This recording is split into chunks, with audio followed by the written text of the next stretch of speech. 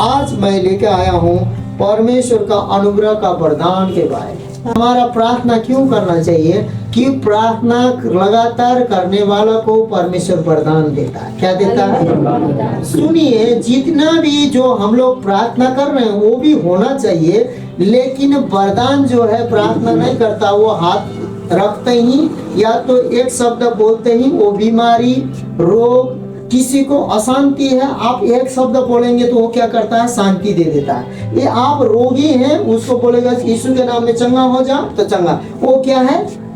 वो अनुग्रह के द्वारा वरदान है। क्या है? अनुग्रह के द्वारा वरदान है। इसीलिए वह कंगालों को धूली में से उठाता और दरिद्रों को घूरे में से निकाल खड़ा करता है, ताकि उनको अधिपतियों के संग बैठाए और महिमा युक्त सिंहासन के अधिकारी बनाए, क्योंकि पृथ्वी के खंबे यहोवा ही का है और उसके उन पर जगत को धरा है। परमेश्वर धूरे पर से, कूड़ा पर से हमें उठाता है। क्या करता है? क्यों उठाता है? अधिपतियों के साथ बैठा है। किसके साथ बैठा है? अब सब कोई के लिए है ये परमेश्वर का वचन। आपको अधिपति के साथ बैठाएगा।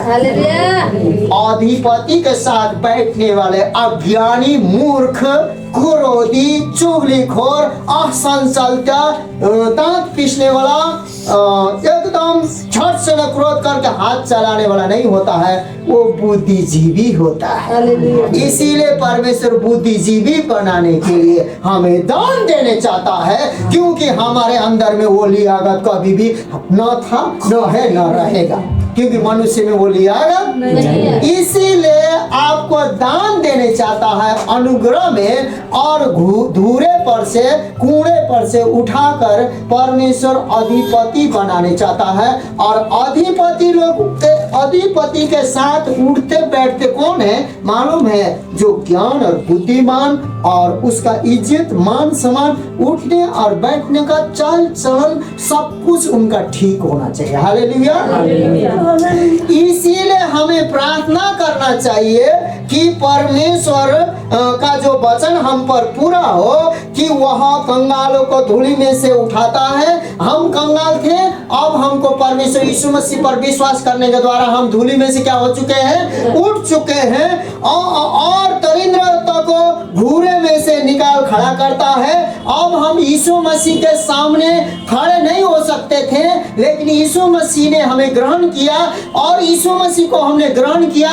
जितनों ने ग्रहण किया उन्हें संतान होने का अधिकार दिया, और हम यीशु मसीह के नाम में अब खड़े होना ही नहीं, खड़े होकर दुष्ट आत्मा और बीमारों को डांटते हैं और चंगाई करते हैं। इसीलिए सामुएल को पुस्तक में बोलता है, और क्या बोलता है? अधिपतियों के संग बैठाए और महिमा युक्त सिंहासन के अधिकारी बनाए। अब हम लोगों को इतना ही नहीं, महिमा युक्त, बोलिए तो मेरे पीछे, सिंहासन में बैठाए। अब सुनिए, थोड़ा देर पहले तो पृथ्वी में कहाँ बैठा रहा था? अधिपति लोगों के साथ, राजाओं के साथ बैठा रहा था। कुछ दिन में तो हम लोग, वो राजा तो यहीं रह गए, अधिपति यहीं रह गए, राजा लोग यहीं रह गए, लेकिन हमें महिमा युक्त जगह में चढ़ा दिया। समझ रहे हैं? वचन लोग निकाल के बोलते हैं, लेकिन उसका प्रकाश मालूम है क्यों नहीं आता है? क्योंकि वो लोग अभी तक परमेश्वर के सम्मुख ईमानदार बन जाइए, तब देखिए बंधन परमेश्वर। ऐसा बंधन कौन नहीं है कि जो यीशु मसीह तोड़ नहीं सकता हो? ऐसा बीमारी कौन है कि यीशु मसीह चंगाई नहीं कर सकता हो? हाँ, बीमारी आना जाना रहेगा, लेकिन जानते हैं आपका बीमारी वो रहता है हमेशा, तो वो श्राप है, और वो भी तोड़ने का परमेश्वर ने गलती 3:13 में कहता है कि यीशु मसीह श्रापित बना, क्योंकि काठ में टंगाया जो जाता था वो श्रापित लोगों को टांगा जाता था, क्योंकि तेरे श्राप को लेने के लिए, आपके और मेरे श्राप को लेने के लिए जो काठ में टंगा जाता था वो श्रापित होता था। यीशु मसीह काठ में टंगा। कि कौन काठ में टंगा? यीशु मसीह। और हमारे श्राप और हमारे बंधन को उसने ले लिया। क्या कही किया? इसीलिए बोलता है कि और महिमा युक्त सिंहासन के अधिकारी बनाए, क्योंकि पृथ्वी के खंभे यहोवा ही का है। क्यों क्यों क्यों हमें महिमित सिंहासन में क्यों बैठाएगा? पता है मेरे प्रिय भाई बहन, क्योंकि परमेश्वर ने इस पृथ्वी का पूरा खम्भा गाड़ के हमें दिया है। सुनिए, आपने इस घर का मकान का पिलर तो आपने गाड़ा है, इससे पहले पानी पर इतना मिट्टी पिलर पृथ्वी किसने बनाया? परमेश्वर ने बनाया। वो किसके लिए बनाया? हाँ, इसीलिए जब हमारे लिए पृथ्वी बना सकता है तो महिमित स्वर्ग भी किसके लिए बनाया? हाँ, परमेश्वर ने हमारे लिए ही महिमित स्वर्ग बनाया। परमेश्वर पिता को मालूम था कि स्वर्ग अधूरा है, अब हम लोग जाएंगे तो स्वर्ग जगमगाएगा, क्योंकि स्वर्गदूत के साथ। ये भाई बहन, आप मेरा बात ध्यान से सुन लीजिए।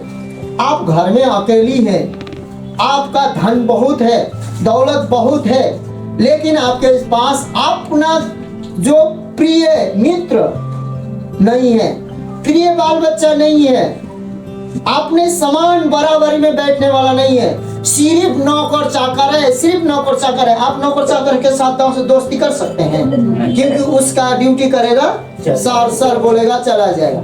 इसी प्रकार सारा स्वर्ग में परमेश्वर मित्र भाव और संतान बनाने का कोई नहीं मिला था, इसीलिए स्वर्गदूत ही दूत है। परमेश्वर भी असंतुष्ट है। जब हम लोग महिमित होकर जाएंगे ना, परमेश्वर भी संतुष्ट हो जाएगा। इसीलिए वहाँ क्या बोलता है? हमें महिमित स्वर्ग का अधिकारी जो सब कुछ हमें हमारे लिए रखा है और हमें ही देगा।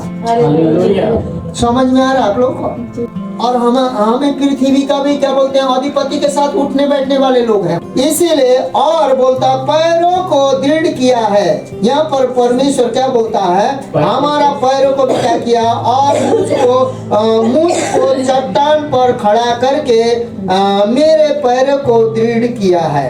परमेश्वर हमारे जीवन में भजन संहिता में बोल रहा है ये तो, लेकिन यहाँ पर भजन संहिता आप लोग 40 का 2 में पढ़ेंगे तो फिर क्या बोलता है?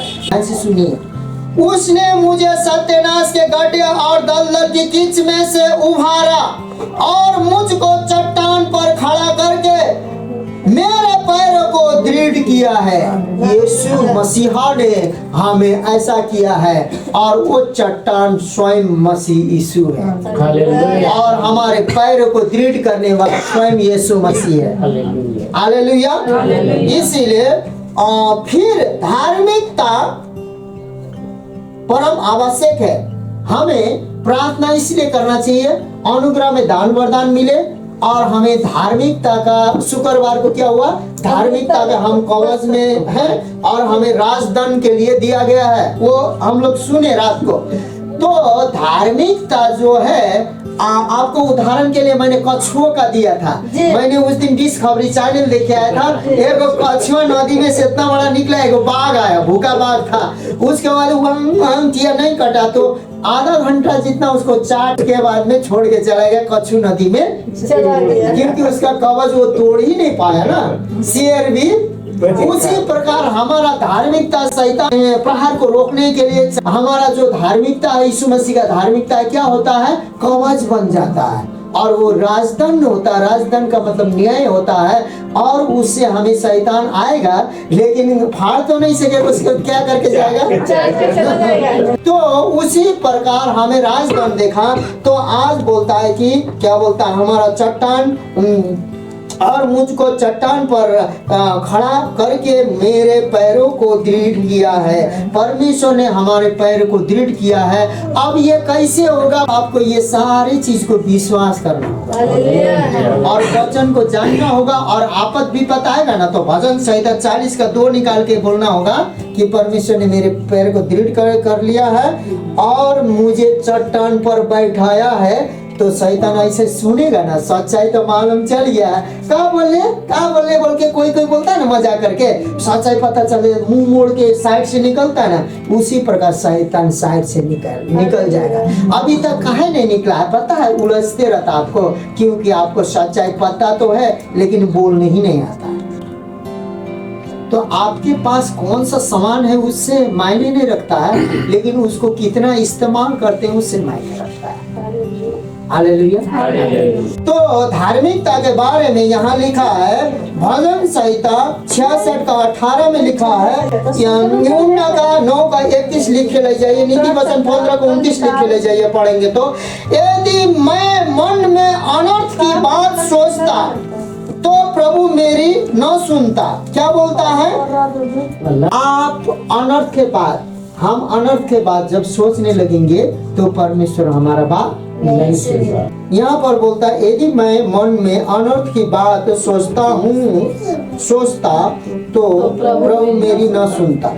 तो हमारे अनर्थ की बात सोच के प्रार्थना करेंगे, उपास करेंगे, तो हमारा किसी के लिए क्यों न। इसीलिए जो अनर्थ की बात नहीं सोचता, अनर्थ की बात नहीं करता, दूसरों को चोट नहीं पहुंचाता, वो कभी भी वो नहीं गिरेगा।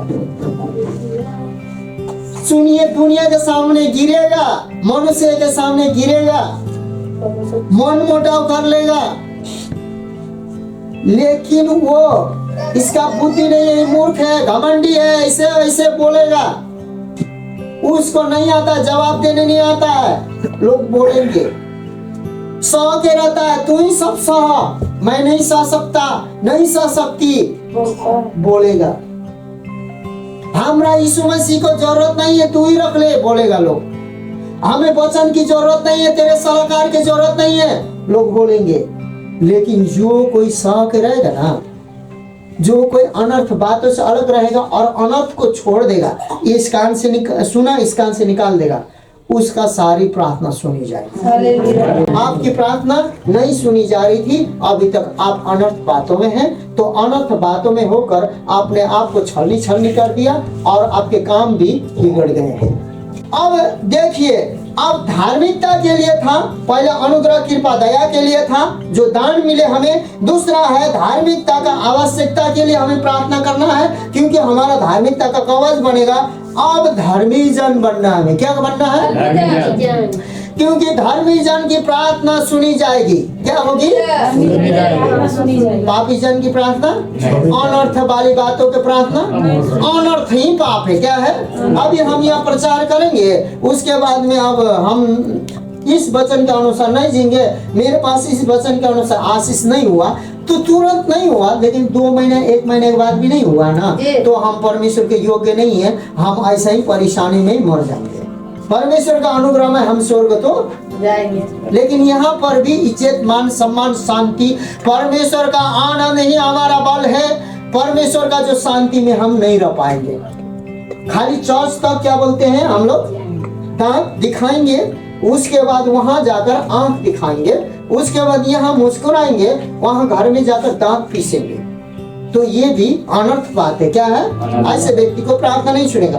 अब धार्मिक जन का प्रार्थना कैसे होता है? याकूब 5:16, इसलिए तुम आपस में एक दूसरे के सामने अपने अपने पापों को मान लो और एक दूसरे के लिए प्रार्थना करो जिससे चंगे हो जाओ।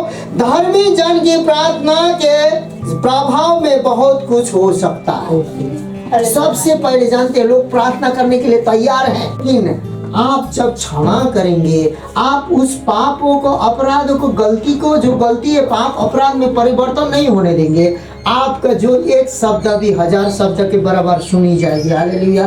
मसीह ने क्या बोला? कुत्ता के सामने और सुअर के सामने हीरा मोती को उसको सूंघेगा और तुमको आग। इसीलिए सुनिए, और वो क्यों ऐसे बोला? वहाँ कुत्ता और सुअर आते थे सुनने के लिए, वो ऐसा विरोधी व्यवहार के लोग थे। वो सुअर असमझ होता है, कुत्ता जानते समझदार होता है, लेकिन सबका वफादार वो जो पोसेगा, जिसका खाएगा उसी का, हाँ, उसी के पीछे पूछ हिलाएगा। इसीलिए ये दोनों चीज का उदाहरण परमेश्वर ने दिया है। इसीलिए मेरे प्रिय परमेश्वर के वचन में बोलता है इस प्रकार से हमें क्या करना चाहिए, क्षमा भी, उसके बाद क्षमा के साथ साथ हमें प्रार्थना भी करना चाहिए। दोनों चीज साथ साथ बैलेंस होना चाहिए। अब धार्मिकता का राजदंड, धार्मिकता की झिलिम, कवच, जो धार्मिकता का राजदंड है वो झिलिम और कवच बनता है। उसमें रोमियो 8:2 की जीवन की आत्मा की व्यवस्था ने मसीह यीशु में मुझे पाप की और मृत्यु की व्यवस्था से स्वतंत्रता कर दिया है। आपके पास धार्मिकता आ जाएगा, धार्मिकता का जो कवच बनेंगे ना, शैतान भी गरजता हुआ सिंह है, लेकिन परमेश्वर के धार्मिकता ने हमें स्वतंत्रता दी। सारे मसीह है, लेकिन अब सबके हाथ में तलवार है। क्या है? तलवार है। उसके बाद में देखिए, अब दुश्मन आया, अब जो तलवार निकाल के चलाया, जिसको चलाने आता उसको काटा, उसके बाद विजय हुआ। अब जिसको तलवार भी खींचने नहीं आता है, एक कार्टून देखे थे, ये तो तलवार निकाला था, जोर से उठता ही नहीं उससे, ऐसे करके अपने गिरता है। कैसे गिरता है? तो ऐसे ही आप लोगों को समझ में नहीं आएगा ना। वचन क्या है? तलवार है, शांति स्थापित करने के लिए, संगाई स्थापित करने के लिए, दुष्ट आत्मा को, बंधनों को तोड़ने के लिए वचन क्या है? तलवार है। लेकिन आपको तलवार चलाने ही नहीं आ रहा। अब बोला गया है भजन 107:20 में, परमेश्वर कहता है मुझे वचन भेज कर चंगा करेगा और मृत्यु के खाड़ल से निकालेगा।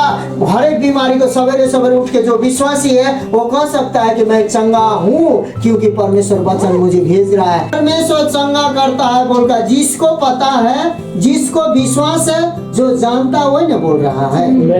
जो नहीं जानता है, जो नहीं जानता उसके लिए कुछ भी नहीं। बोलिए तो, हम नहीं जानते हैं तो हमको कुछ भी हाँ? जो नहीं जानता उसके लिए कुछ है? अरे आपको साइकिल चलाने नहीं आता, हम आपको साइकिल देंगे तो आप घरे चले जाएंगे। अब वो भी आपको चढ़ेंगे नहीं, आपको खींचते खींचते। इसीलिए मसीह विश्वासी लोग, आप लोगों को ना वचन क्लेम करने ना आने के कारण उस वचन भी आपको भारी पड़ने लगा। समझ में आपको यदि नहीं आएगा तो आप खींचते चलेंगे। और आशीष पति के द्वारा आता है और पत्नी में और बाल बच्चा में फैलता है। लेकिन जो पत्नी पति के अधीन नहीं रहने चाहती है, पति को मान सम्मान नहीं करती है, पति को घृणा करती है, उसको आशीष नहीं होती है। क्योंकि अब्राहम का आशीष सारा में इसलिए आया, प्रतिज्ञा परमेश्वर के द्वारा आया। वो धनवान और शांति स्त्री थी। क्या थी? और वो पति के वफादार थी। क्या थी? पति के जो वफादार स्त्री होती है ना, वो पति जो कहता मानता है। क्यों? क्योंकि उसने पत्नी के बात मान के उसने एक और अपने बेटे के अलावा और एक नौकरानी से एक बेटा इस्माइल भी जन्माया। इसीलिए आपको वचन को क्या करना है? समझना है। क्योंकि जीवन की आत्मा की व्यवस्था ने मसीह यीशु में मुझे पाप की और मृत्यु की व्यवस्था से स्वतंत्र कर दिया है। धार्मिकता यह है, हमें पाप और मृत्यु की व्यवस्था से क्या कर दिया गया है? स्वतंत्रता कर दिया गया है मेरे प्रिय मित्रों। और धार्मिकता अधिकार देती है। धार्मिकता क्या देती है? स्वतंत्र होने के बाद तो आप क्या बोलते हैं? आपका मान लीजिए आपका दोनों हाथ पैर बांधा हुआ था, अब उसके बाद में आप क्या बोलते? कुछ खाने चाहते तो खा सकते थे, चलने चाहते तो चल सकते थे, लेकिन अब आपका हाथ पैर खोल दिया गया है, उसके बाद आप खा सकते हैं, चल सकते हैं ना।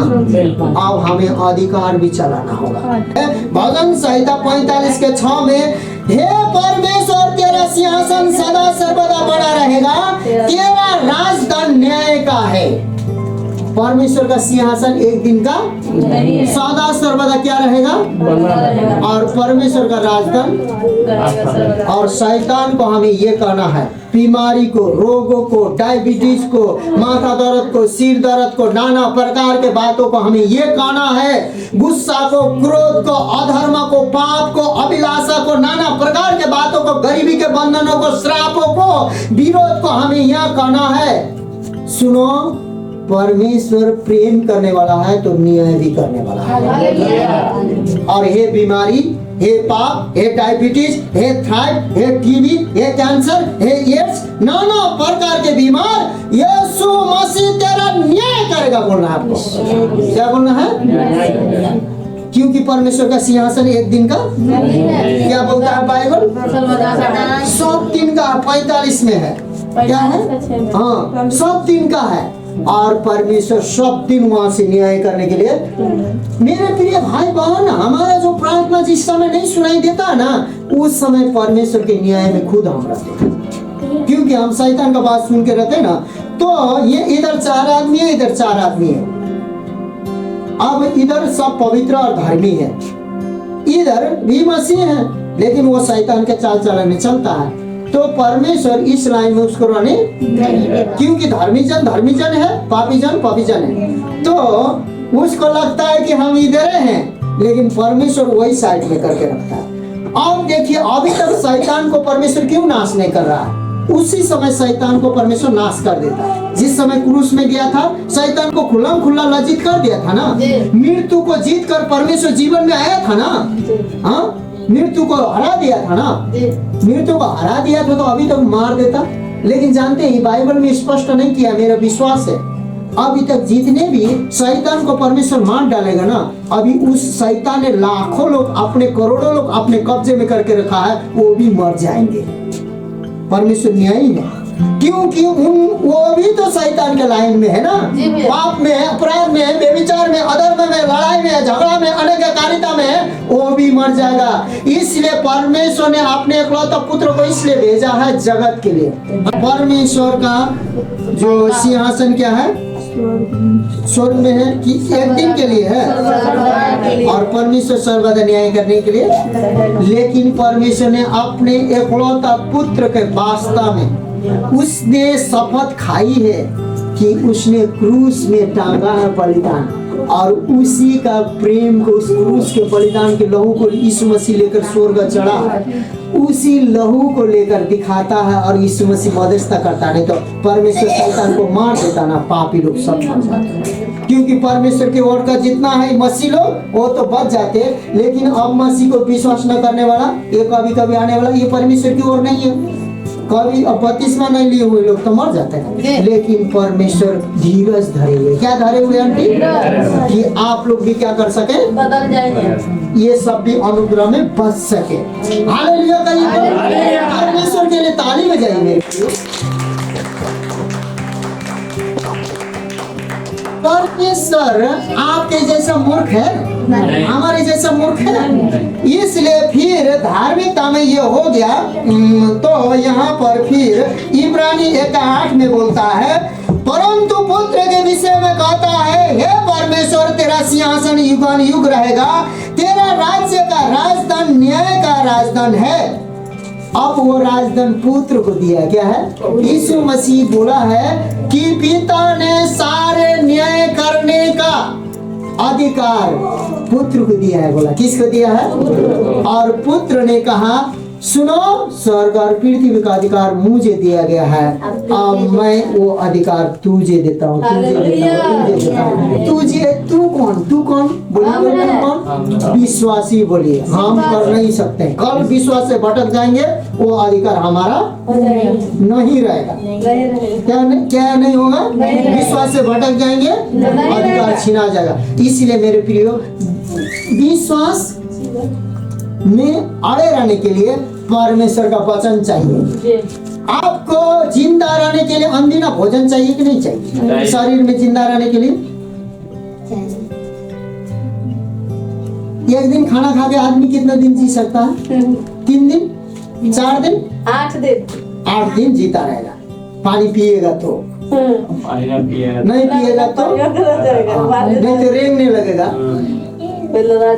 अब सुनिए, आप एक दिन चर्च आके कितना दिन जिएंगे? एक दिन वचन सुनकर कितना बोलिए? 1-2 दिन जिएगा, आप कितना जिएगा? आत्मा में आप 8-10 दिन हालेलुया हालेलुया, उसके बाद फिर माथा दर्द करेगा शुरू।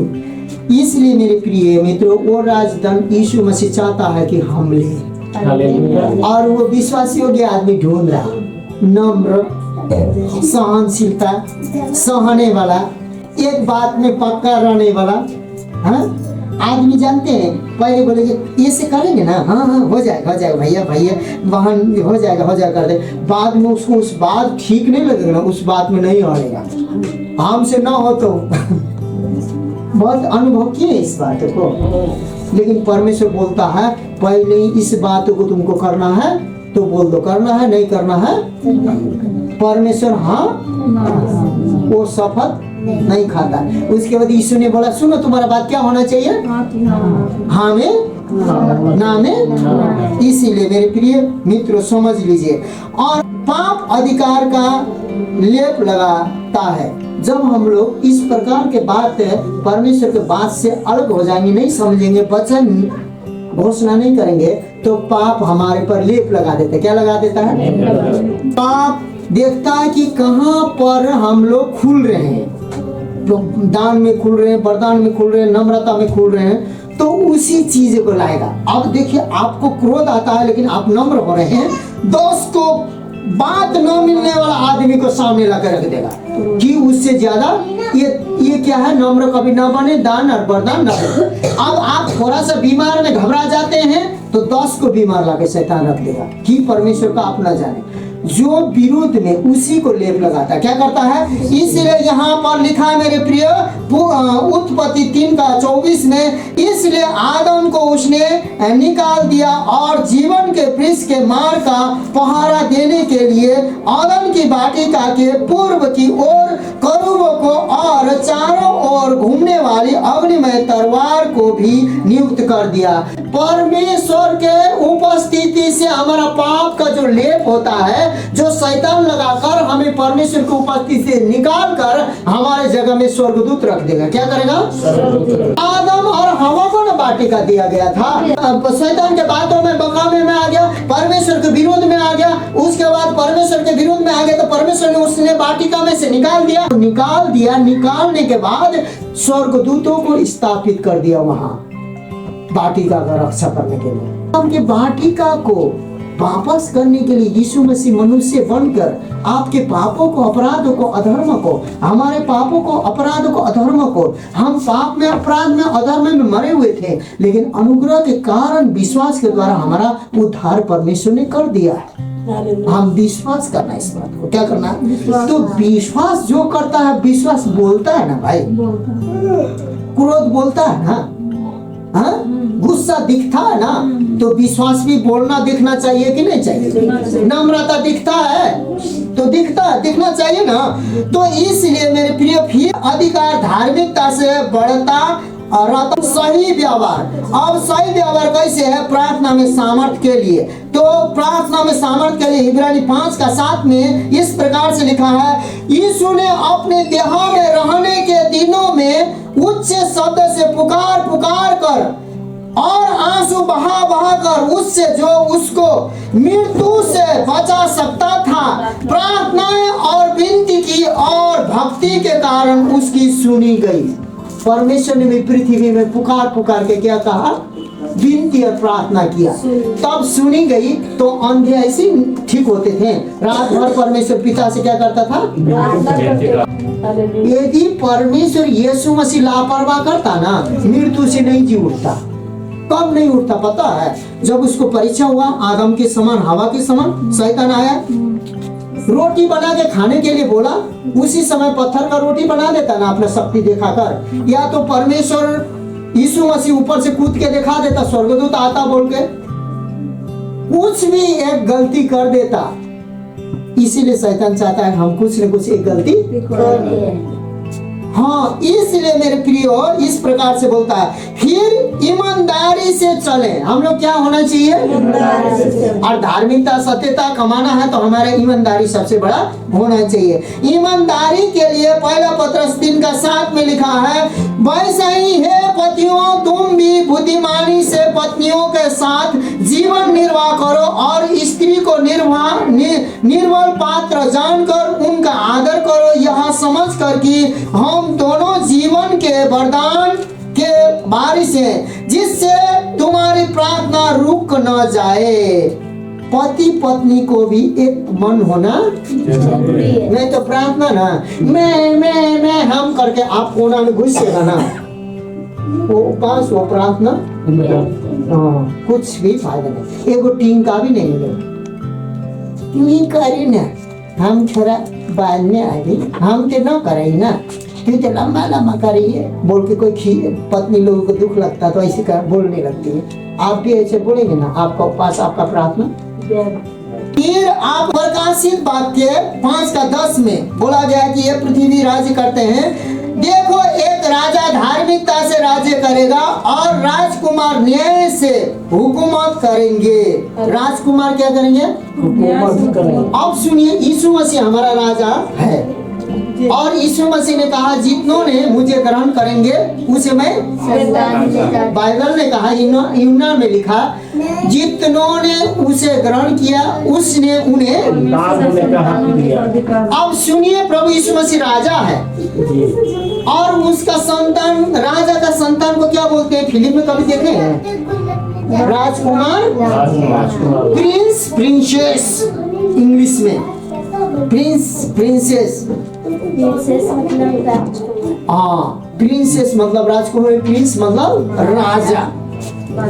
आप बोलता है यहाँ पर उसके बाद में एक राजा धार्मिकता से राज करेगा और राजकुमार न्याय हुकुम करेंगे। हम लोग परमेश्वर के राज्य में राजकुमार, परमेश्वर का जब वचन का और परमेश्वर का विश्वास का हम लोग जब इस प्रकार से करने लगते हैं, यीशु मसीह खुश नहीं है। यीशु मसीह खुश नहीं है।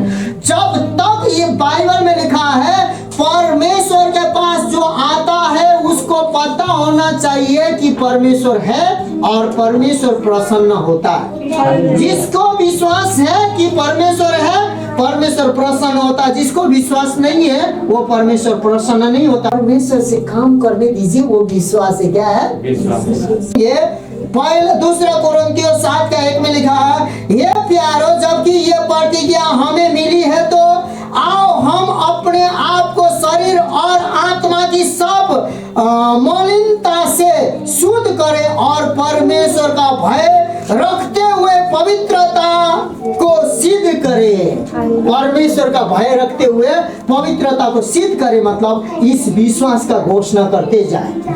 लेकिन अब क्रिश्चियन बन गए, पूरा विरोध करने वाला आएगा, लेकिन आपको क्या करना है? घोषणा। प्रियो बोल रहा है कि मेरे प्यारो जबकि ये प्रतिज्ञा हमें मिली है तो आओ हम अपने आप को शरीर और आत्मा की सब मलिनता से शुद्ध करें और परमेश्वर का भय रखते हुए पवित्रता को सिद्ध करें। पवित्रता को क्या करें? अब पवित्रता को कैसे सिद्ध करना है? आपके पास सोना है, हाँ? सोना को आपके पास गिरवी रखने चाहेंगे ना, तो बैंक में जाएंगे, आपको वो चेक करेगा। क्या करेगा? सोना है कि आपका विश्वास है कि नहीं?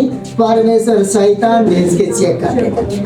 चाहो वो नम्र का डंका बजा रहा है, 4 गो क्रोधी मोहल्ला में से उठा के देखो। और सुनो, वो क्या बोलते हैं? विश्वास का डंका बजा रहा, अविश्वास को भेजो। अविश्वास के घर में, उसके घर परिवार में खतरा करो तो, क्योंकि वो है उसके में आपका विश्वास क्या करता। अरे सुनो, जितना भी विरोध करता हम ना डर वो बोला। अब सुना बन गया तो चेक तो करना होगा ना भाई। थोड़ा सा 4 को विरोधी भेजो तो क्या करता है? हम किसी से नहीं डरेंगे। देखो डरता है कि नहीं, 1-2 आछन लगा दो तो। अब देखिए मेरे प्रियो, और वचन कहते हैं 2 कोरिन्थियों 6:17 में और यशायाह 52:11 में, यिर्मयाह 51:45 में लिखा है। लेकिन अब 2 कोरिन्थियों 6, इसलिए प्रभु कहता है उनके बीच में से निकलो। किस में से? लड़ाई झगड़ा क्रोध व्यभिचार बीच से निकलो का मतलब हम अपने आप को निकालना, दूसरा को नहीं, अपने आप को अपने आप में से। इसलिए प्रभु कहता है उनके बीच में से निकलो और अलग रहो और अशुद्ध वस्तु को मत छुओ तो मैं तुम्हें अनुग्रह करूंगा। परमेश्वर अनुग्रह ऐसे नहीं करेगा। अशुद्ध वस्तु को नहीं छुओ। क्या करना है? परमेश्वर के विरोध में हम जितना भी जाएंगे उसमें परमेश्वर अनुग्रह नहीं कर सकता। करेगा, लेकिन शैतान मेरे आशीष को लेकर चला जाएगा। तो के काम 10 का 1 से 4। कैसरिया में कुर्नेलियुस नामक एक मनुष्य था जो इतानी नाम सैन्य दल का सूबेदार था। वह भक्त था और अपने सारे घराने समेत परमेश्वर से डरता था और यहूदी लोगों को बहुत दान देता और बराबर परमेश्वर से प्रार्थना करता था। उसके बाद अपने घराने समेत क्या होना चाहिए? तू विश्वास करे तेरा घराना। आपको आप घर के आदमी होने के कारण कभी भी नहीं छोड़ना चाहिए अपने परिवार को। पति को क्या दिया है? बाहर जब युद्ध होता है तो औरत नहीं निकलती, पहले मर्द निकलता है। इसीलिए हम अपने अधिकार को जो छोड़ देते हैं ना, परमेश्वर भी हमको छोड़ देता है। इसीलिए मेरे प्रिय मित्रों, यहाँ परमेश्वर से पहला तो क्या होना चाहिए? आपका घराना समेत परमेश्वर से संगति करना चाहिए और परमेश्वर से डरना भी चाहिए। क्या करना चाहिए? विश्वासी को पास्टर नहीं देख रहा है, परमेश्वर आपको होना चाहिए और आपको इसके साथ साथ दान भी देना चाहिए और बराबर परमेश्वर से प्रार्थना भी करना चाहिए।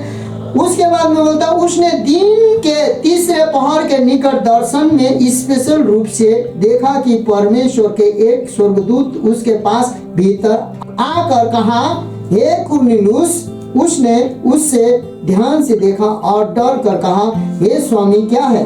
उसने उससे कहा, तेरी प्रार्थना और तेरे दान स्मरण किए गए परमेश्वर के सामने पहुंचे हैं। ये दर्ज कैसे हुआ? यहाँ क्यों लिखा गया हुआ है? क्योंकि बात सच है। आज आपका जो प्रार्थना, स्तुति, आराधना, परमेश्वर से डर भय और आप दान भेटी में यदि ईमानदार हैं तो परमेश्वर आपके इतिहास में दर्ज कर देगा। इतिहास परमेश्वर छोटे से बातों से रचता है। हालेलुया। आइए हम प्रार्थना करते हैं। पवित्र सेनाओं का यहोवा, मैं प्रार्थना करता हूँ ये वचन जितने भी मेरे भाइयों बहनों ने सुना है और आगे प्रभु जितने भी सुनेंगे उसको प्रभु परमेश्वर अपने आत्मा की निपुणता, परिपूर्णता, अपने धार्मिकता, अपने सत्यता, अपने पवित्रता, अपने आज्ञाकारिता से और पवित्र आत्मा के प्रेरणा से अनुग्रह का दान और वरदानों से निपुणता और परिपूर्णता किया जाए। प्रभु आज हम लोग प्रार्थना क्यों करना चाहिए? हे प्रभु परमेश्वर, बातों को हम देख रहे हैं प्रभु और प्रभु जिसको सुन रहे हैं प्रभु, आगे भी इस बातों को हम सुनेंगे। आज हमें अपने अधिकार दिया है प्रभु, उस अधिकार को हमारे कलीसिया में, हमारे मंडली में, जितने भी भाई और बहन के जीवन में पूर्ण करने के लिए आप अपने पवित्र आत्मा का अभिषेक, चंगा, सामर्थ्य, ज्ञान और बुद्धि दिया जाए। धन्यवाद हो, महिमा देते यीशु नासरत के नाम से मांगते, सुनिए और ग्रहण करें पिता। आमीन।